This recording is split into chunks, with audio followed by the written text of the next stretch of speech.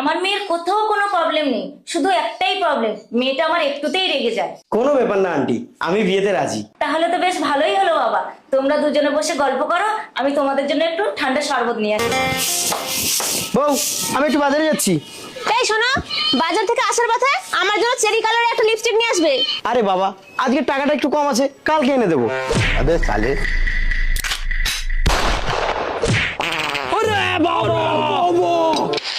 শালা, তুই আমাকে লিপস্টিক এনে দিবি না?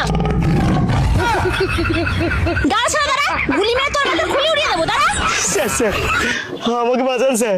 আমার বউকে আমি সময় মতো লিপস্টিক দিতে পারিনি বলে আমার পাছায় গুলি করেছে স্যার। সে কি রে, চল দেখি তোর বউয়ের কাছে।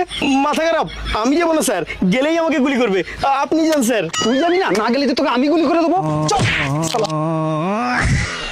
স্যার, এইটা আমাদের বাড়ি, আমি এখানে লুকিয়ে আছি, আপনি যান স্যার, আর আমি যাবো না। ঠিক আছে, তুই দাঁড়া, আমি এক্ষুনি আসছি।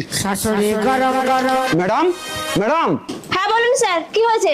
আপনি আপনার স্বামীর পাছায় গুলি করেছেন? হ্যাঁ, কোন সেই হারামজাদা, আমি আবার গুলি করব। বাহ, চমৎকার। আমাদের পুলিশ ডিপার্টমেন্টে আপনার মতনই একজন সাহসী মহিলা চাই। তা আপনি কি চাকরিটা করবেন? পুরে শালা, অন্যায় করেও বউটা চাকরি পেয়ে গেল। তাহলে চলুন ম্যাডাম আমার সঙ্গে।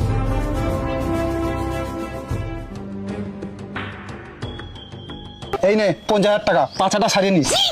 ম্যাডাম এখন পুলিশের চাকরি করবে।